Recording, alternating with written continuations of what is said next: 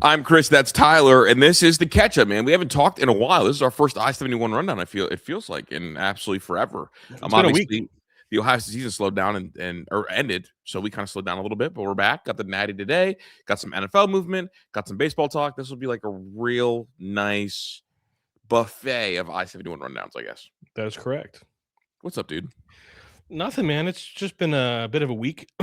Thursday, normally we record Thursdays, but I had a board meeting because I am on the Medina Youth Baseball Association board now. Yeah, get into the youth scene, man. That'll be fun. That'll be good.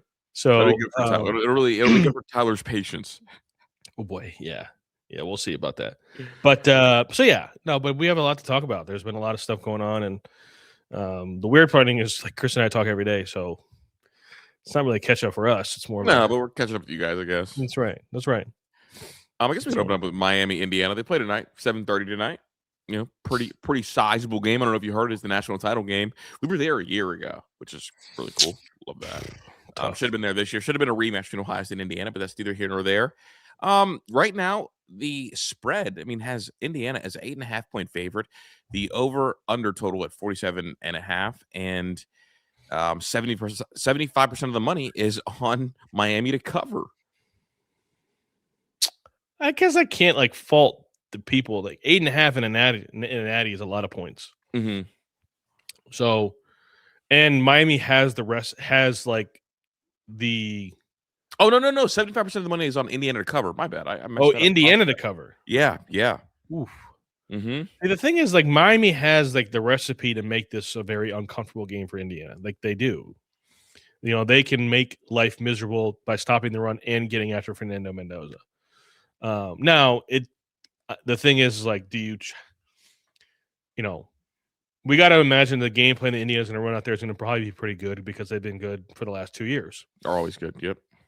So they're going to have something to combat that, but it's hard to combat. Sometimes just the athletes they just win. It's just part of the game.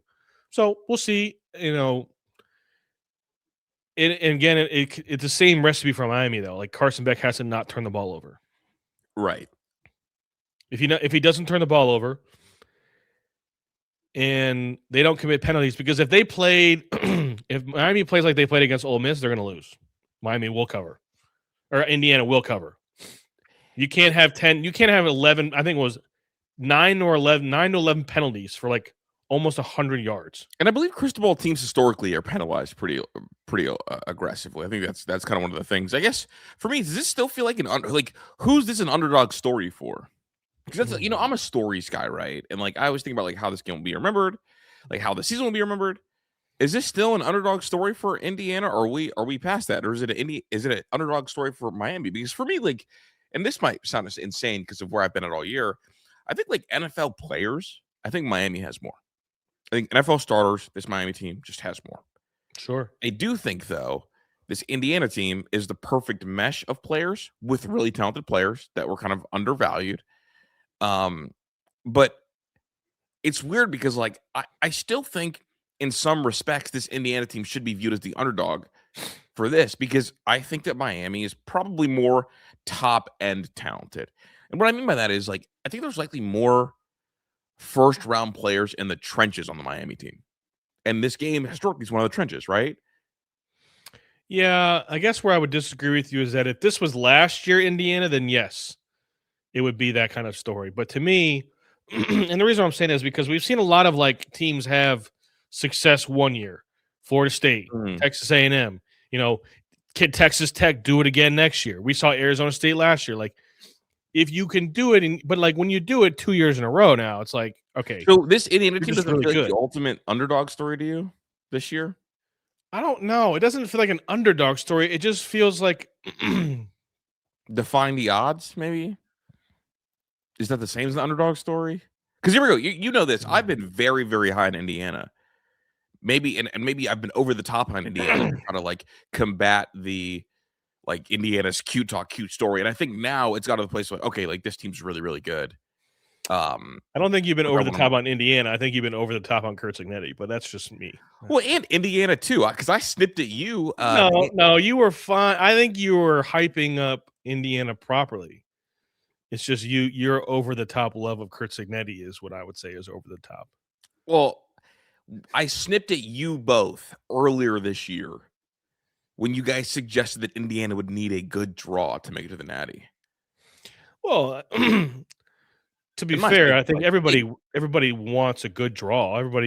It's helpful to have a good draw. Yeah, but my stance was like, are you out? Like everyone's out of their mind. Like they're getting to the Natty no matter what their draw is. They have the toughest draw imaginable. Okay, I mean, well, So we don't know that because they didn't get that, but that's okay.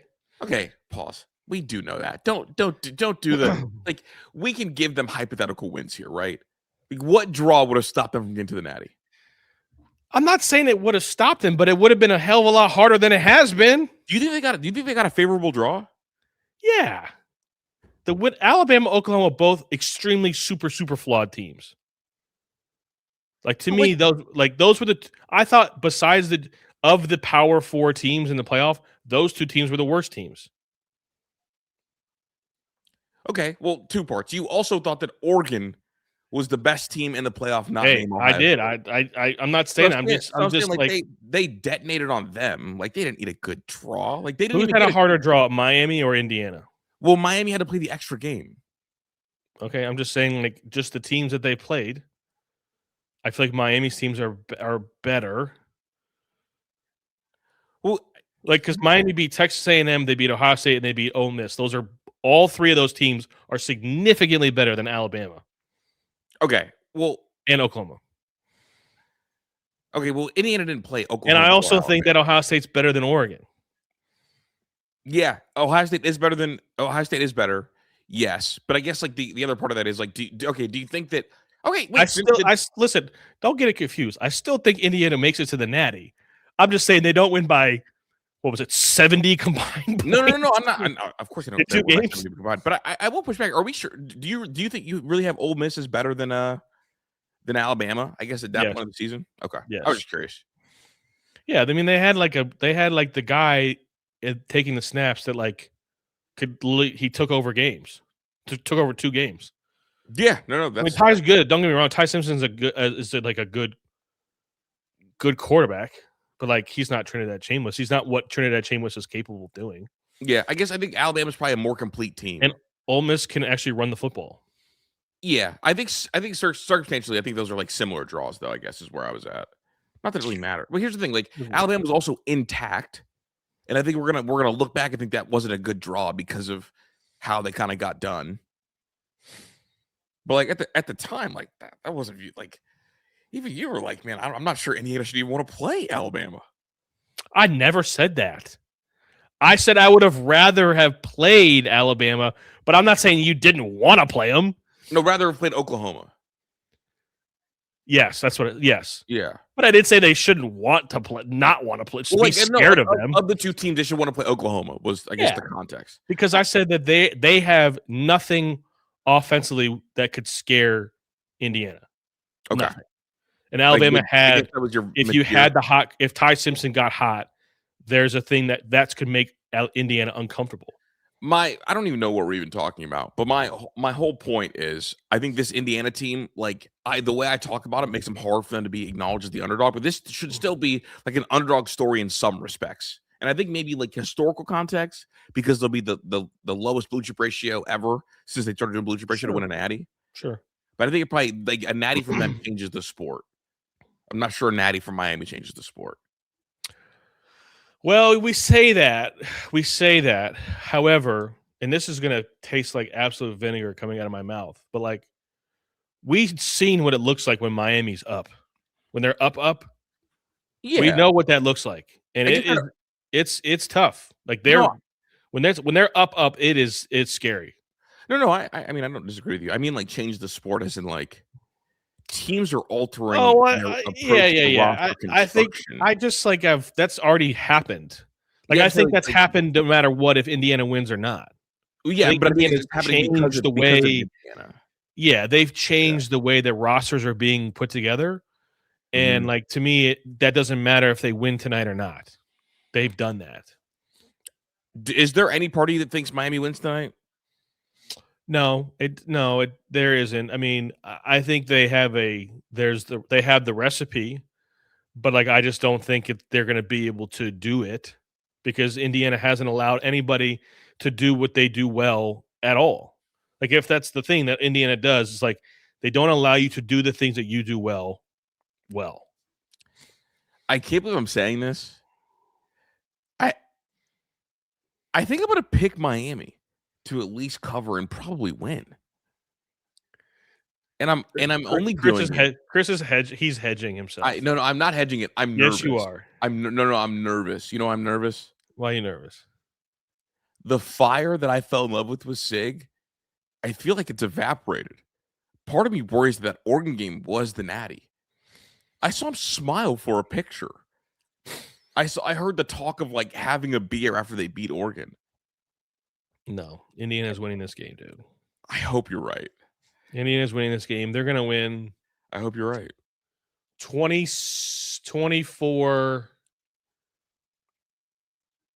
16. I wish I was hedging, and maybe it's my PTSD. I can't get Ruben Bain out of my head.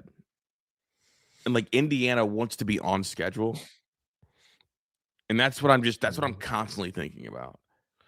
Yeah, but getting on schedule is executing to get 6 yards.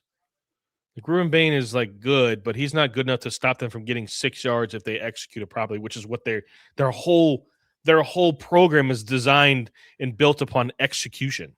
Yeah, I know, and that's what they do. And they're like, if Indiana's going to get in 2nd and 4 a lot, which they will, they're going to win. That's what I'm hopeful for.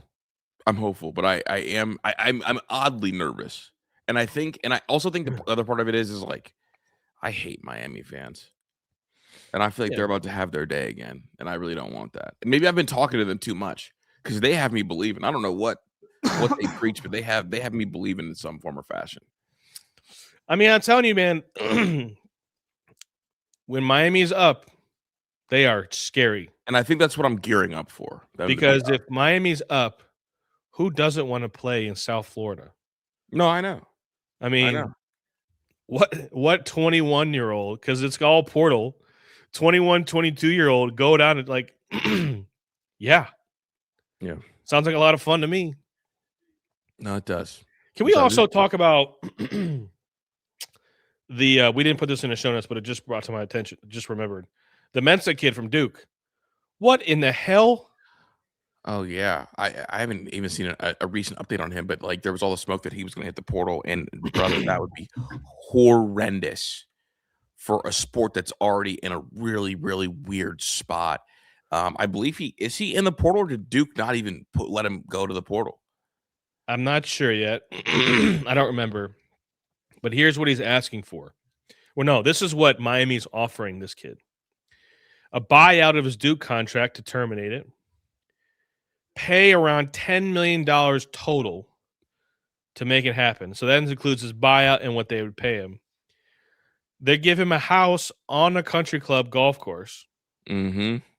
An Adidas deal, plus ad campaigns.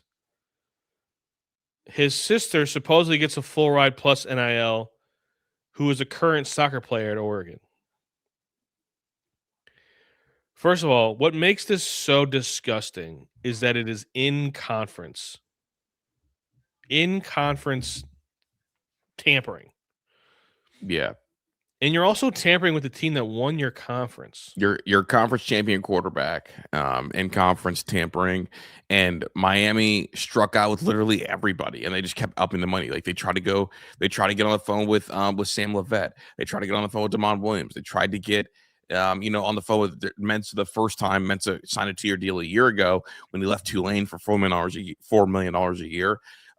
They've tried literally to recruit everybody, and then as soon as this kid hits the party, you got Miami Twitter kind of up chatting, like they think they've got it, and like that supposed offer is absurd. And the fact that it's leaking, you got to think that got leaked from the Duke camp. Like Duke is like begging the ACC to please do something. Like, and not only did you do this, but also like Miami's been incentivized to do this because correct. I was just about to say this. ACC showing them, look, if you make the playoffs and you win playoff games, we're giving you all the money. So Did try they do that harder. last year? No. See, so it's like you're giving Miami all of the money from every round that they've played.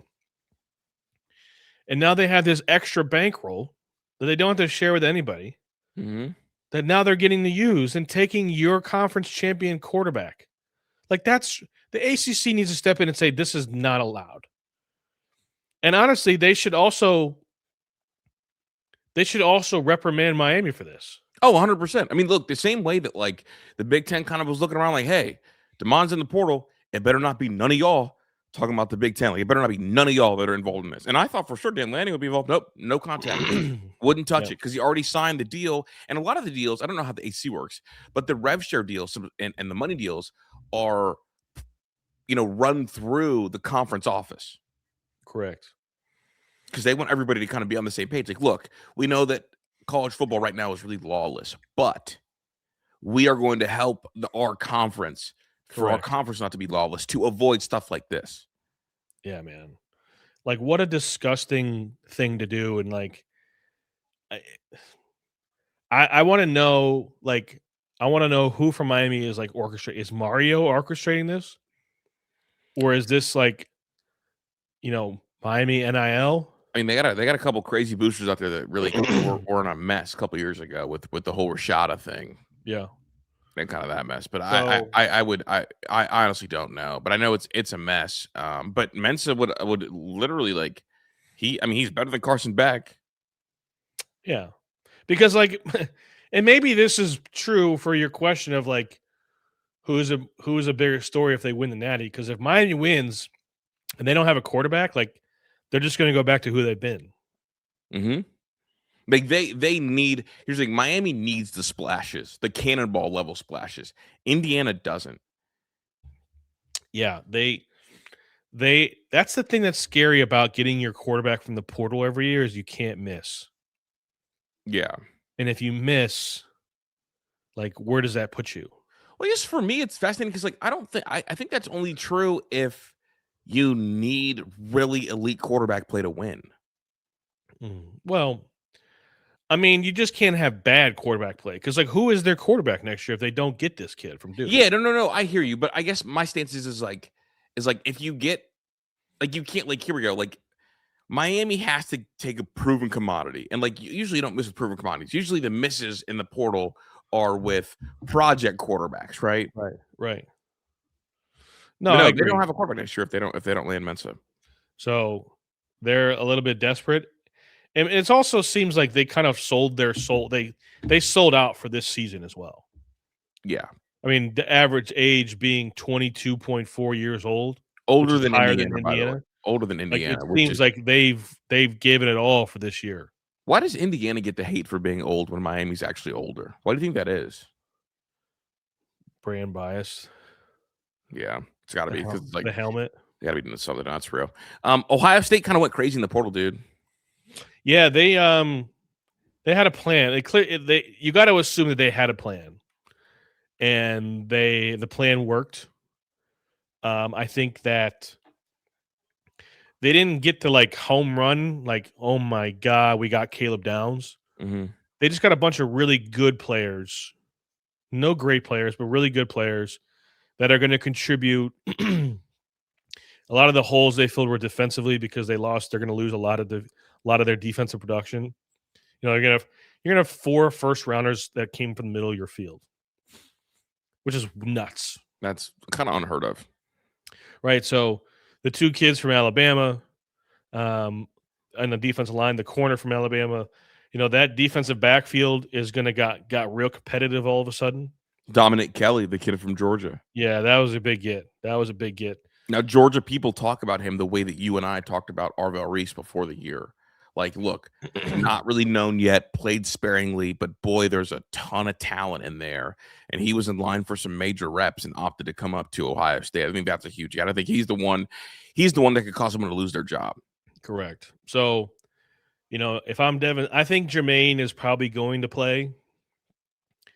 I think Devin Sanchez is going to have to work his ass off and get better. Although I think he has the advantage.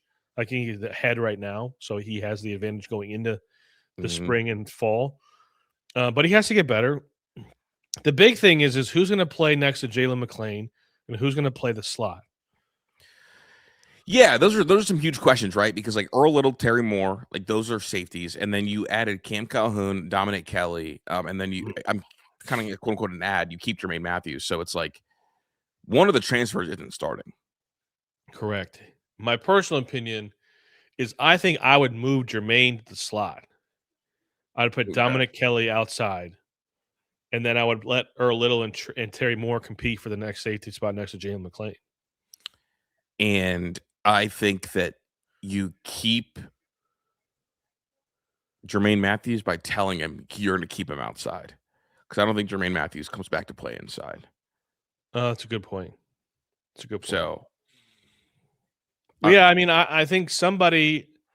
I don't want to see one of those safeties playing the nickel corner. I think we have good. I mean, Cam Calhoun is good enough to play the nickel or outside to me, and also cool story. High school teammates with Jermaine Matthews. Want to ask you, were you kind of like ill when you saw he was visiting? Because I was being petty. I was like, bro, I don't know.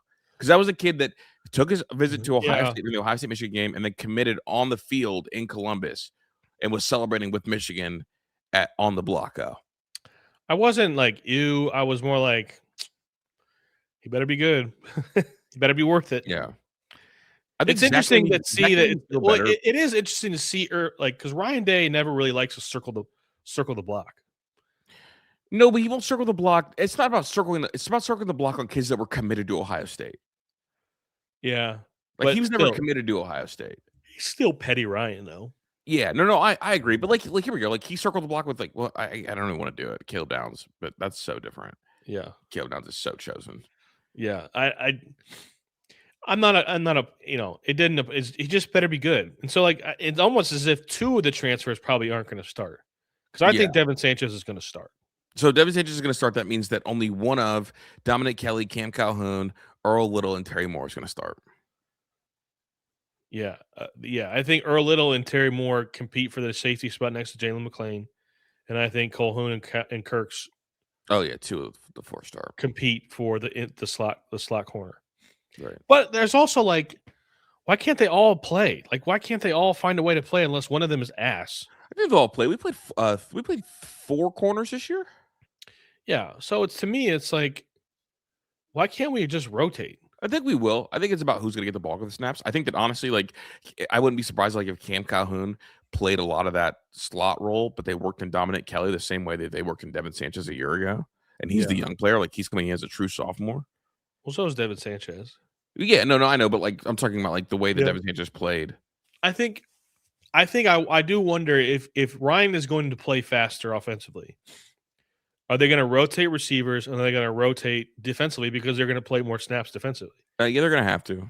I mean, you just have to. I also, it's funny. You said that you think Ryan Day had a plan. I think that they were a little bit reactionary and just are really good at being reactionary, by the way. Because I don't know if they had a plan to lose the whole corner room like that. No, I definitely think there are some players that left that they kind of were shocked by. I think Quincy Porter was a shock. I think Aaron Scott and Bryce. I think Bryce West was more of a shock to Aaron Scott. Aaron Scott to me was not surprising to me because his whole recruitment was drama anyways. Mm-hmm. So, like, to me, Bryce West leaving, Quincy Porter leaving, I was like, whoa. Wasn't ready for that. Jarquez Carter, that was a shock because I thought he was going to play a lot. So it was just one of those things, but like, I think there was a lot of guys that left that they told to leave. Yeah, obviously because they lost 33 kids. Right. And so, but I saw 247 did a thing where they included their recruiting class in the transfer portal, and we were ranked second. Yeah, they did. I mean, they did a good job. So it's like they told a bunch of guys that they didn't want to pay anymore. Like, hey, we're not going to pay you. So like, you can stay if you want to, but we're not paying you. So, I think that's going to be more of a normal thing, to be quite honest with you. Like, if you are not a threat, if you are not really in a discussion to play as a third-year player, you got to go. Yeah. Do you like that though, or do you feel like it removes the premium on development? I mean, we were heading in that direction anyways. Yeah. So I don't love it. I'm curious. I'm really interested to see what they do in their recruiting class for 2027. Me too. What does it look like? How big is it? That's where we'll know what the transition really is. Over under 2 years, the developed here sign comes down. I mean, it's going to have to be under. You got to get rid of it. Yeah. Which takes away some of the sparkle, but It is. offensive coordinator. Who do you want? Who do you think we'll get? I want. All right. My gold star would be Brian Dable. That would be awesome. Yeah, that ship has sailed. It's not happening, but that's like, I mean, until he has a job, I'm going to say that you got to say there's a chance. Doc, he's getting the Bills job. Relax. I am aware. My college choice would be Joe Moorhead, and I'll say this until it's no longer an option. Yeah, I agree. He is a quarterback coach. He's the godfather of the RPO, which Julian Sand runs extremely well, and he's a fully grown adult. Ryan is not like the problem is like I still believe that Ryan Day is a good play caller. Do I think Ryan Day went too slow? Yeah, I think that's a problem. And the biggest issue I have is there's nobody in the room that's competent, has the cachet and the experience to tell him that this is wrong. There's nobody in the room to challenge him on anything. Nobody. Keenan Bailey, young. Billy Fessler, younger. Coach Locke, unfortunately, God bless you, brother, but you're a running backs coach. Yeah. And like in Tyler Bowen, like you got your own shit to worry about, dog. You got to get better. You got to get that O-line better. And then Cortez Hankton, like you just got here. You ain't gonna tell Ryan Day shit. No, being grizzled, like having coached in the SEC, being at Akron, being at Oregon when you beat Ryan Day, being at Penn State, the only time Penn State got to win over Ohio State, like he knows how to maximize places with bad receiver play, right? Right. Like Penn State never had good receiver. I mean, Chris Godwin and them for a window, but like he maximized their receiver play. He maximized Oregon's receiver play when he was there. Yep. Think about what he's gonna do with a room like this. Yeah. To me, I did see Jonathan Smith is getting pushed, which feels a little weird. I almost am interested also in bringing Kevin Wilson back. Yeah, it doesn't sound like there's any smoke there. Because, again, it's not about, like, if Ryan wants to call the plays, fine. But there has to be somebody in the meeting room that can challenge him on something or that can run the meeting without him in there. Mm-hmm. Like, that's what has to happen. It's not about, Ryan, here's a play sheet. Go do your thing. Like, that's great.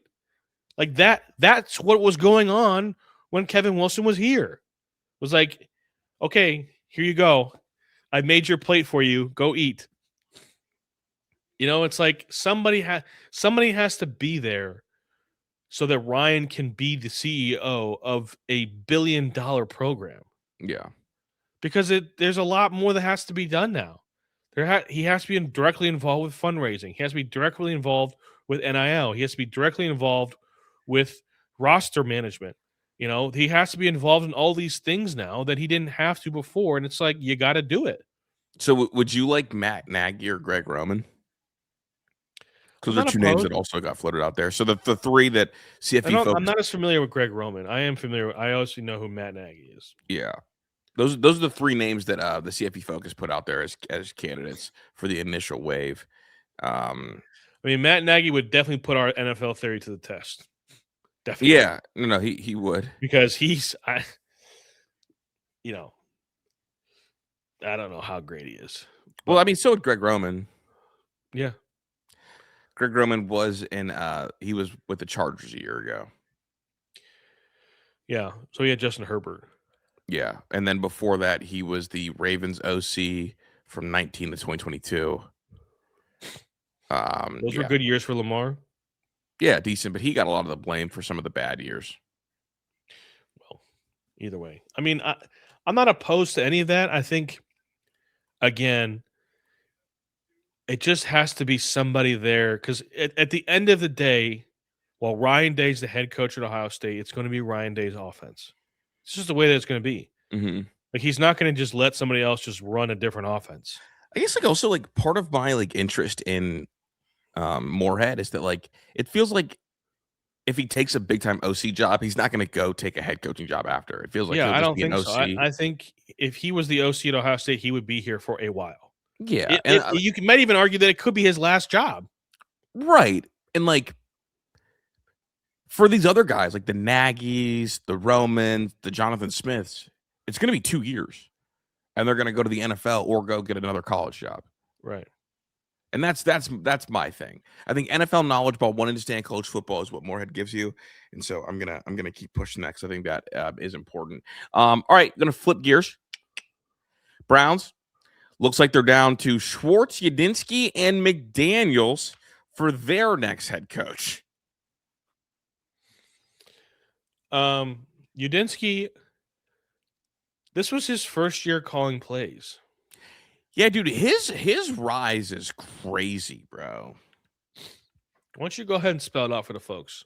Dude, so he actually didn't how even wet behind the ears this guy is. like we're talking about new, yo. Like we're talking about like he did not get his first coaching job until he was the assistant quarterbacks coach of the Vikings in 2023. And then he was the Vikings assistant offensive coordinator and quarterbacks coach. And then he was this year the offensive coordinator for the Jags. So just literally 1 year. We're talking about when Justin Fields was playing at Ohio State in 2019, he was a graduate assistant at Baylor. And then he was literally just assistant to the head coach, and special projects was his title for the Vikings in 2022. So we're talking about somebody who we are rushing, like really rushing the career, I guess, of. Yeah. So the issue that I have with this is not because he's an offensive guy. It's the age and it's the lack of experience. Mm-hmm.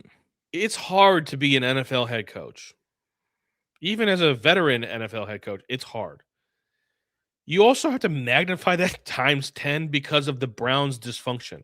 Yeah, and how much Jimmy Haslam wants to be involved and how incompetent your general manager is at, giving you the resources. Mm-hmm. Like, let's make no mistake. Like, Kevin Stefanski was a good offensive head coach that had his flaws offensively as well. He was good. He was not great. And then the last 2 years, there was just a serious lack of talent, like amazingly bad talent. And so when you look at like some of these offensive head coaches, Matt LaFleur, what did he walk into? He walked into Aaron Rodgers. Andy Reid walks into Patrick Mahomes. Ben Johnson walks into Caleb Williams, which he's done a great job with Caleb Williams, but Caleb Williams was supremely talented. There's nobody to say he didn't. He just was. You didn't love the personality. Right. And they brought JT Barrett in there to do the culture thing. You saw JT Barrett when he lowered his shoulder. I was like, oh, yeah, like that's well. But also, just real quick, Andy Reid, Alex Smith, and they went and got. Yes, that's so true. But like, Andy Reid's also. I know where you're going with it. I know where you're going with it. Like all these offensive-minded head, like Sean McVay, Jared Goff, Matt Stafford. Mm-hmm. Like they walk into situation. Zach Taylor walks into Joe Burrow. Like you walk into like you have the quarterback. We don't have that. And so you have to deal with that aspect of it. You have to deal with an entire city with their hopes and dreams on your back. Literally all on your back. The dysfunction, the hopes, the dreams, everything that comes with it. It's just a lot to manage. And I'm not giving that key to a 30-year-old coach. I'm just not doing it. I don't care if he coaches offense, defense, baseball, softball. It doesn't matter. He's 30 years old. There's too much that has to go into, there's too much that goes into turning this franchise around. You're fighting ghosts, man, ghosts. And it's just, to me, I'd rather, and I don't even want Mike McDaniels, but I'd rather have Mike McDaniels than Udinski. Really? Okay, that was my next question because I wasn't sure. I think I would. I don't know, dude. Gudinski is so scary, and I read a lot about him. I read people call him a prodigy, and that might be the case. So I think maybe that's why I might take him over McDaniel because I think I know what McDaniel is. I think I'll fall in love with the mystery box, but boy, he's really wet behind the ears in terms of like coaching, yo. But like, at least I know what Mike McDaniels is. I guess that's where we're different, right? Like I don't know what Udinski is. I know what Mike McDaniels is, and Mike McDaniels to me like is not something that I Right. would. But like, I know what I'm getting. Okay. And right now, this franchise, like, it needs, and like Mike McDaniels is not the right, and like I think Jim Schwartz is the guy they need to pick. But with Mike McDaniels, like, at least he knows what he's walking into. Not only is he like he coached in Miami, he's been a head coach. He's also coached at Cleveland. He knows what this is. He knows what's going on and how bad it is here. And so you have to know like what you're getting yourself into. But the reason why I would pick Jim Schwartz is because one, he's an adult. Like I can go and get an offensive. If you want a young, fresh offensive coordinator, by all means, go get yourself one. But allow Jim Schwartz to like, let's get some accountability in the locker room. Let's get some accountability in the organization entirely. A little bit of toughness would go a long way.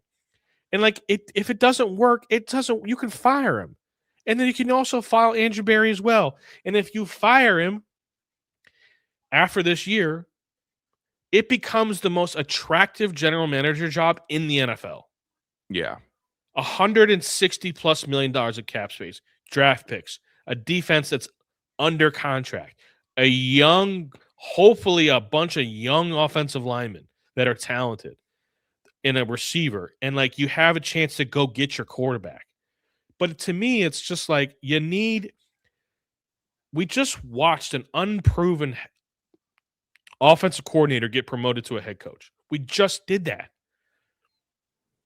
But we don't have the infrastructure to support a young offensive coach as a head coach. I hear you. I definitely be really nervous about the hire. Maybe not my first choice. Would I hate it? I wouldn't hate it as much as you. Because what do I like more than I like the actual sport? I like the media. I like the stories. And like the fact that like Udinski was like willing to do whatever it took. I think it's cool. And that's a really quick turnaround. So nobody knows. I don't know. I haven't heard anybody talk about this, but in 2019, when he got accepted his first job under Rule, it was a GA job. He didn't have money, so he lived in his car in the Walmart parking lot and drove into work every day, showered, and kind of just lived in the facility and lived in his car. I think that like that's a cool story, but it's only a cool story if he ends up being a good coach. Yeah, it's just you're taking a giant risk, and like it's just too. I worry that it's too early for him. This season alone, this season is going to be another tough draw, man. Like you're going to be extremely young offensively, and like what happens if Shador isn't any good? Mm-hmm. I know what Deshaun Watson is. He's also the most expensive player in the NFL. Right. So like this year could also be tough. Like, is that what I want to do to a young 30-year-old head coach? Like, what happens if he doesn't recover? Because make no mistake, if you hire a 30-year-old offensive coordinator to be your head coach, he has a long leash. Oh, the longest. But like, can he recover if you go 3-14 again? The thing is, it's the balance, right? When you're that young, are you going to flip flop and be overly quick to learn? Versus when you're older, you kind of have your identity and you will plow through with that. Like, do you worry about like trying to change so much? Like every time you guys lose changing so much, you kind of lose your identity because you never actually baked in your identity as a football coach because you're still so young. That's what I worry about with young coaches. Doesn't even know who he is. Yeah, and that's the worry, right? Like if things start not going well, do you have enough conviction because it's been baked into you by the Bill Belichick's, by the Nick Sabans? Do you have enough to like stay insulated and like be like, all right, like look, it's not working now, but it will work? Or are you going to change and pivot every time something goes wrong, and then you lose yourself identity-wise? And here we go. It's not like he was the OC for 1 year for an offense that was historically good. Yeah. Like the Jaguars, I don't know. Look, OC for the Jaguars for one season. Do you want to guess? Here we go. Getting all this love. Do you want to guess where they ranked in terms of net offense this year in the NFL? 19th. Okay, they weren't that bad. They were 11th. Okay. But like he's being talked about like he's top 10, like he's top 5, right? And I think that's what throws me a little bit. Yeah, it's just like and the other thing too, you hire this kid, and let's say it goes poorly. Well, Andrew Berry is getting fired for sure. Yeah. Like Andrew Berry has to get it right, and they have to get it right immediately. So then if it doesn't go well, which I wouldn't expect it to go well in year one with the way the roster is constructed right now, you're going to have a new general manager. Are they going to want to deal with a 31-year-old freshly new head coach? He's so young, man. He's so young. And the other scary part is like Jimmy he's never hired a good general manager. Mm-hmm. And the one he did that was okay, he kicked him to the curb. Because Depot talked him into analytics when they had a football guy running it. Shut up, Depot, man. It's definitely, again, just bring me an adult, man. And if you want to go get Sean McDermott, I'm in for that too. That would be really cool. That'd be a huge swing. I think that you have to fend off a lot of teams for Sean McDermott. Yeah, unless other teams are so deep into their hiring that he's available. I don't care what side of the ball they've coached. You just need an adult right now. You need somebody that knows who they are, that can sift through the bullshit, that can look at Andrew Berry in the face and be like, "You're wrong." Mm-hmm. Like, we need to do something different. Yeah. But the scary part is I don't think Andrew Berry's going to do that. Why would Andrew Berry do that? He won't. Be signing his own death papers. Bingo. Because if a head coach comes in that believes in himself and can look at Andrew Berry like, "You're wrong," and then it turns out that he's right, it's like, well, what are you good for, Andrew Berry? Nothing. What are you good for? So not a thing. I would be very, very concerned. I was feeling good about where they were headed with their search, and now I'm just like, man, I don't know. And here's the thing. The other part that is funny, Yadinsky and me graduated high school the same year. And so I think Tyler won't get that out of his head either. No. He's a child. That'd have been my homie. He kind of looks like I haven't seen anybody say it, bro. You know who he looks like? Looks like Johnny Manziel. A little bit. I can see it. Looks a little bit. Maybe it's the widow's peak. I can see it for sure. So I'm nervous though. I would expect them to make a decision by next weekend. Okay. So I want to save the baseball talk a little bit just because we'll do that, I think, next time we record. But I do want to ask you, best job remaining, is it Baltimore or is it the Bills? I think it's the Bills. Okay. Good answer. I think Josh Allen's just better than Lamar. I think he's better than Lamar. I think he's built to win in multiple different ways. I think he's going to age better than Lamar. Yeah, And I don't think he's better than Lamar. I think it's really close though. I would take Josh Allen over Lamar. I would. Well, that is a stylistic thing, I think. But they also have the same issues. They can't win the games they need to win. Yeah. Yesterday, Josh, or was that Saturday? That game, Josh Allen, that was a game that he had to win. You're right. He needed to be the reason why they won the game. And you can make the argument that he was one of the bigger reasons why they lost the game. Yeah, you have to play better than that in that game. But your defense also needs to play better, I would say as well. It's funny you were so quick. You really think he's better than Lamar?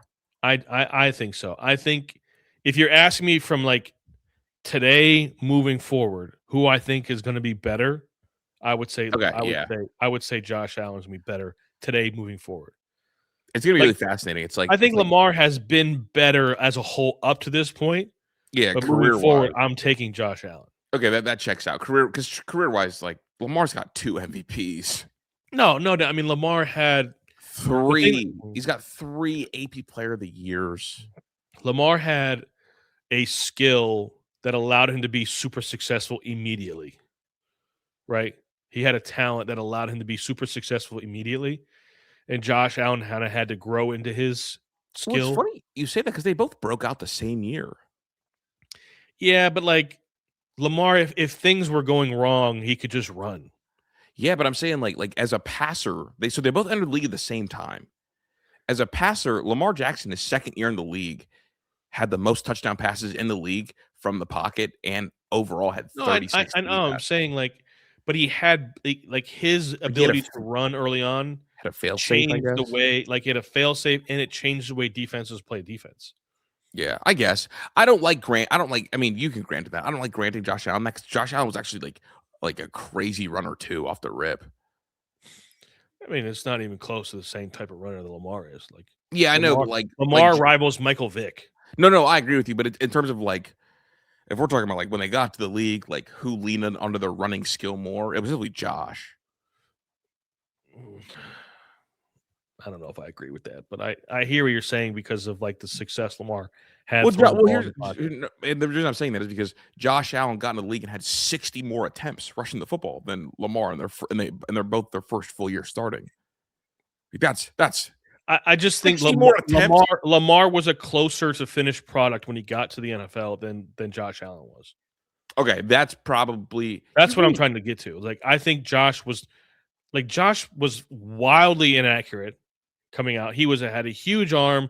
He was a big athlete that didn't really have any idea where the ball was going and hadn't played with anybody of talent. He played at Wyoming. And then Lamar was like, Lamar was also not a finished product. I think Lamar was much closer to a finished product than Josh Allen was as far as playing quarterback. That feels like revisionist history. I mean, Lamar was like, I'm sure. Right? Like, people are saying Lamar should play receiver. People that said that were dead ass wrong. I guess the only reason I'm saying it is because of like the disparity like in the draft process. So they're part of that same draft. How did that draft have so many bangers? Never mind. I was gonna say the Browns didn't get one, but they had one of them. They drafted Baker Mayfield. I mean, if you want to talk about that draft, who did Chris Drew like in that draft? Hey, I still like him. I learned a lot from that draft. The chosen Rosen. I learned a lot from that draft. It is going to be crazy when the first quarterback from that draft to win a Super Bowl is Sam Darnold. Bro. Isn't that crazy? It's going to be. Is that a sneaky elite quarterback draft class over the last 10 years? Yeah. What do you think is going to? I got the Rams beating the Seahawks. Well, that's because Stafford's your boy, but the way that the Seahawks are playing, I don't know, man. I saw. You know what else is disgusting? Also, that I didn't mention. Jimmy Haslam's second greatest failure as the Browns owner is allowing Mike Vrabel to walk out without offering the head coaching job to him. Yeah, dude. They feel. I would not be surprised if Drake May got a Super Bowl this year. They're going to the Super Bowl. What do you mean? That game is written in stone. Yeah, dude. Bo Nix with the most casual ankle break ever. New England's going to fly to Denver, beat Denver in Denver, and then they're going to be like, okay, are we playing Matt Stafford or Sam Darnold? And if you're Mike Vrabel, who would you rather play? I don't know. I think you would way rather play Sam Darnold than Matt Stafford. I guess like with Sam Darnold though comes like the best receiver in the sport too. Sure. Is the other part of it. Sure, but like my whole thing is I'm not counting out the Broncos yet. You should. I'm not. You should. I'm not counting them out yet, dude. You know why I'm not counting them out? Steady many men wish death upon me. No. Dude, I've seen what Nick Foles did. I've also seen Jared play football before. Wait a second. That was great, Nick Foles. Carson Wentz was the MVP favorite. Goes down. What happens? It's not happening. All right, we're gonna have Drake May versus Matt Stafford, the young versus the old, the new versus old, the young player versus the unk. Yes, give me. You know what, dude? I don't even know who I would root for in that game. I'd probably root for the Rams. You would. I'd root for the Rams. And But then like, I love myself some Mike Vrabel. I really do. I like Mike Vrabel too. Here's some discourse for you. Does Matt Stafford pass Aaron Rodgers historically with that second ring? Oh, 100%. 100%. All right. I would listen, and I'm the first one to admit, because I thought that I was an Aaron Rodgers guy and that he was better than Matt Stafford. We had a long talk. We had a quarterback theory talk after a show one day. We did. And because I originally thought that Aaron Rodgers was the most talented quarterback of his era. He was more talented than Tom Brady. And that's where I pushed back a little bit when we had our talk. I said he was the most talented quarterback. And then you look at what Matt Stafford has done and like the things that he's done in the field, the throws that he's made, and then he survived Detroit.